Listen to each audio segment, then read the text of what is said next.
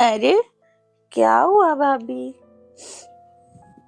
सुबह आर्यन पैलेस। अश्वथ ने दिया को देखा तो वो डरकर चुप हो गई थी और सिर नीचे कर लिया। दिया एकदम से चुप हो जाने के बाद ही आदित्य बोलता है, अरे क्या हुआ भाभी? अभी तो आप हंस रही थी, अचानक चुप कैसे हो गई? भाई ने आपको इशारों इशारों में डांट तो नहीं दिया? निया उसे शॉक्ड होकर देखने लगी और हैरान होते उसके मुंह से निकला, भाभी। तो सब उसे देखने लगे। दादाजी बोले, बेटा तुम मेरे पोते की गर्लफ्रेंड हो ना? ये सवाल सुनकर निया के तो पैरों तले जमीन खिसक गई और वो चौंक कर बोली, गर्लफ्रेंड किसकी? निया का सवाल सुनकर अब दादाजी का अभ्युत को अजीब ढंग से देखने लगे और सिचुएशन को हाथ से निकलते देखकर आदित्य अपने भाई के बचाव में हड़बड़ाता हुआ बोला, अरे अरे मेरी प्यारी भाभी, क्या आप अभी भी गुस्सा हो? गुस्सा छोड़ दो ना। आप इसलिए ऐसा बोल रही हो ना क्योंकि भाई के साथ आपका झगड़ा हो गया था। डोंट वरी भाभी, भाई आपसे शादी करने वाले हैं, इसलिए तो आपको घर लाए हैं। और भाभी आप चिंता मत करो, चाहे कुछ भी हो जाए मैं हमेशा आपके साइड रहूंगा। हम दोनों मिलकर भाई की क्लास लगाएंगे। उसने अश्वथ को देखा और अपने दादाजी की नजरों से बचते हुए आंख मारी। निया शॉक्ड रह गई। अश्वथ ने निया को घूर के देखा और आंखों ही आंखों में कह दिया, शायद तुम भूल रही हो कि तुम्हारे ऊपर 1 करोड़ का कर्जा है जो तुम चुका नहीं सकती, तो इसलिए बेहतर होगा कि जैसा मैं कहूँ वैसा ही करो और मेरी हाँ में हाँ मिलाओ। निया इशारा समझ गई और धीरे से बोली, आई एम सॉरी। अश्वथ ने अपने दादाजी से पूछा, दादाजी आपको मेरी पसंद से कोई ऐतराज तो नहीं है ना? दादाजी अश्वथ का सवाल सुनकर हंसने लगे और बोले, अरे बरखुरदार, हमें ऐतराज क्यों होगा? क्या तुम्हें सच में ऐसा लगता है मेरे प्यारे पोते? अगर ऐतराज होता तो रात को ही मैं तुम्हें घर में घुसने नहीं देता। मुझे तो खुशी है कि तुम खुद मेरे लिए पोता बहू लेकर आए हो। अब जल्द से जल्द बस शादी कर लो, पता नहीं मैं और कितने दिन जीऊंगा। मुझे वाकई में जल्दी से अपने परपोता परपोती को देखना है। ये सुनकर तो आदित्य हंसते हुए बोला, ओह दादाजी, बच्चे कोई मार्केट में मिलने वाला प्रोडक्ट थोड़ी ना है कि मार्केट गए वहां से खरीदा और घर ले आए। बच्चे होने में बहुत टाइम लगेगा और आपको किसने कहा कि आप मरने वाले हैं? आप इतनी जल्दी नहीं मर सकते। आपको तो मेरे बच्चे देखना है, इनफैक्ट हम सबके बच्चों को देखना है। आदित्य की बातों को आगे बढ़ाते हुए प्रत्युष बोला, और नहीं तो क्या दादाजी, आप भी ना, आप हमेशा सेंटी वाली बातें करते रहते। कम से कम आपको 200 साल और जीना है। अपने पोतों और बाकी सबकी बातें सुनकर दादाजी के चेहरे पर मुस्कान आ गई और वो बोले, अगर चाहते हो कि मैं 200 साल और जीऊं तो मेरे पोते से बोलो मेरी पोता बहू से शादी कर ले आज। ये सुनकर तो सब हैरान रह गए। अश्वथ शांत था, जैसे उसे पता ही था कि यही होने वाला है। दादाजी अश्वथ को देखकर बोले, मैंने पंडित जी से बात की है, वो बता रहे थे आज का दिन बहुत शुभ है। ये सारी बातें निया बहुत ध्यान से सुन रही थी और वो हक्की बक्की रह गई। निया सोचती है, शादी? ये क्या हो रहा है मेरे साथ? भगवान जी, क्या चाहते हो? मेरी शादी? उसका शरीर ऊपर से नीचे तक कांपने लगा। अश्वथ ने उसकी हालत भांप ली और टेबल के नीचे से उसका थरथराता हाथ टाइटली पकड़ लिया। लेकिन इससे फायदा कम नुकसान ज्यादा हुआ। अश्वथ के छूते ही उसके शरीर में मानो करंट दौड़ गया और उसकी घबराहट बढ़ती ही जा रही थी। अश्वथ उसे धीरे से बोलता है, शांत हो जाओ, इतना क्यों कांप रही हो? मैं कौन सा तुम्हारी बलि चढ़ा रहा हूँ? याद रखो, I am your boss and I save you, understand? ये सुनकर तो निया खुद को नॉर्मल दिखाने की कोशिश करने लगी। वैसे भी उसको आदत थी अपनी सौतेली माँ और बहन के जुल्मों को सहने के बाद भी अपने पापा को कुछ पता नहीं लगने देने की। उनको लगता था कि वो बहुत खुश है। अपना दर्द छुपाने में उसने महारत हासिल कर रखी थी।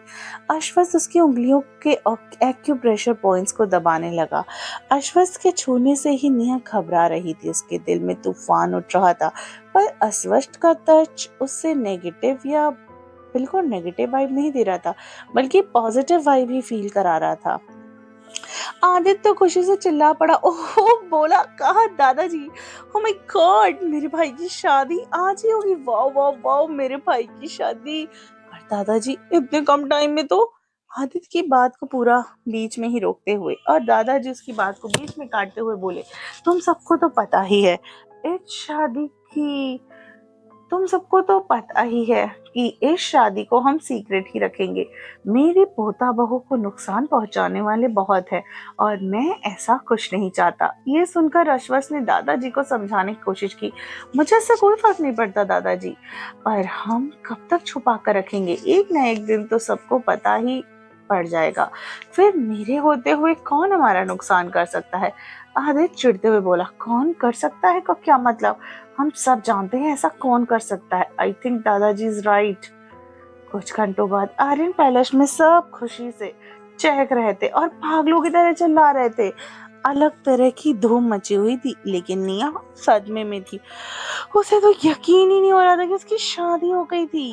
वो बस अस्वस्थ आर्यन नाम के इस तूफान की दिशा में बहती ही जा रही थी। आश्वस्त ने उसे जैसे कहा वैसे ही करती कही।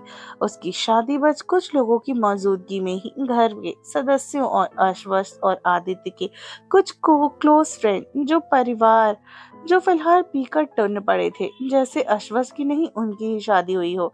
निया हैरान खड़ी और खुद को उस बड़े से मिरर में देख रही। वो किसी रानी से कम नहीं लग रही थी। उसने बहुत ही खूबसूरत पिंक कलर का डिजाइनर ब्राइडल लहंगा पहन रखा था। पिंक कलर वैसे भी उसका फेवरेट था। उसने अपनी शादी में ऐसे ही कपड़े पहनने का सपना देखा था। उसकी आंखें खुद को देखकर चकित थी और वो सच में किसी राजा की रानी लग रही थी। आर्यन पैलेस के केयर टेकर ने उसे बहुत अच्छे से तैयार किया था। उसने अपनी मांग में लगे सिंदूर को देखा। उसे शादी का वक्त, आश्वस्त का उसकी मांग में सिंदूर भरना, फिर फेरे और मंगलसूत्र पहनाना सब कुछ याद आया। उसने अपने गले में पहने मंगलसूत्र को देखा। वो इस तरह से डिजाइन किया गया था कि कोई कह ही नहीं सकता कि वो मंगलसूत्र है। वो एक तरह की डिजाइनर पतली चेन का नेकलेस था। उसमें डबल ए का सिंबल भी था। वो बहुत ही प्यारा और खूबसूरत था। वो बहुत ज्यादा उस मंगलसूत्र को देख रही थी और बोली, आ डबल ए का मीन्स सर का नाम क्या है? और सोचने लगी। तभी अश्वस्त बाथरूम से बाहर निकला और बाथरोब पहनकर बाहर आया और कहता है, डबल ए का मीन अश्वस्त आर्यन। निया आवाज सुनकर डर गई और हड़बड़ाकर वहीं गिर पड़ी। उसने सिर उठाकर अश्वस्त को देखा तो अपने बालों को सिखाते हुए उसे अजीब नजरों से देख रहा था। वो बोला, इतना डरने की जरूरत नहीं है। तुम्हारे साथ मैं कोई जबरदस्ती नहीं करने वाला। तुमसे शादी करने का मेरा पास एक सॉलिड रीजन है। जैसा कि मेरा तुम पर 1 करोड़ का कर्जा है, तो तुम वही करोगी जो मैं कहूंगा, समझी? निया ने जल्दी से सिर हिलाया और वहीं अश्वस्त बोला, तुम कुछ बोलती क्यों नहीं? हमेशा ऐसे गूंगी बहरियों की तरह क्यों रिएक्ट करती हो? निया जरा ठिठकते हुए बोली, जी जी समझ गई। तो अश्वस्त कड़क होकर बोला, चलो मैं तुम्हें क्या करना है वो समझाता हूँ। उसने निया की आर्म को पकड़ लिया और उसे खड़ा किया। निया तो डर के मारे कांप रही थी। अश्वस्त ने उसे सोफे पर बिठाया और खुद भी बैठ गया। तुम्हें मेरी सारी बातें माननी पड़ेंगी और जाहिर सी बात है कि तुम मेरी वाइफ हो, तो तुम्हें पता होगा ना कि वाइफ के काम। निया बोली, हाँ, और अपनी उसी कड़क अंदाज में बोला, मैं तुम्हें कॉलेज के डीन को तुम्हारी 2 हफ्ते की लीव एप्लीकेशन दे चुका हूँ। और एक बात अच्छे से अपने इस छोटे से दिमाग और दिल में उतार लो कि तुम मेरी हो। अगर तुमने मुझे धोखा दिया या मुझे छोड़ के जाने की सोची भी, तो मैं खुद भी नहीं जानता कि मैं तुम्हारे साथ क्या करूंगा। एंड डोंट वरी, तुम्हारी फैमिली की तरह यहाँ पर कोई तुम्हारे साथ मिसबिहेव नहीं करेगा। अश्वस्त निया को आगे कैसे जीना है उसके सारे रूल रेगुलेशन को बताता गया और निया बस वही हाँ हाँ बोलती चली गई। उसके अलावा उसके पास और कोई चारा भी तो नहीं था। अगली सुबह आर्यन पैलेस, सूरज सुबह चढ़ चुका था और निया जब भी सुकून से सो रही थी। अश्वस्त सोफे पर बैठा अपने लैपटॉप पे काम कर रहा था। एक हाथ में कॉफी का कप और एक हाथ की उंगलियां लैपटॉप के कीबोर्ड पर चल रही थी। कॉफी टेबल पर कुछ फाइल्स रखी थी। तभी निया ने करवट बदली और उस रूम की सच्चाई को चीरती हुई एक आवाज आई, धड़ाम। उसके बाद एक और आवाज आई, नेहा धड़ से चीखने की आवाज आई। उसकी चीख सुनकर सब भाग कर आए और डोर के पास रुक गए। अब्रम बोला, अरे अब तो अश्वथ की शादी हो गई है, ऐसे ही मुंह उठा के अंदर नहीं जा सकते।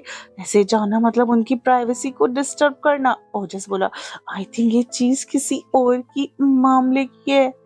रचित हंसते हुए बोला, तुम्हें बड़ा पता है, खुद तो सिंगल पड़े हो और हम सबको वो अनरोमांटिक आदमी है। तुम तो जानते ही हो, आज से पहले कभी उसकी लाइफ में कोई लड़की नहीं रही, तो खा कुछ करेगा, उसे तो ये भी सिखाना पड़ेगा।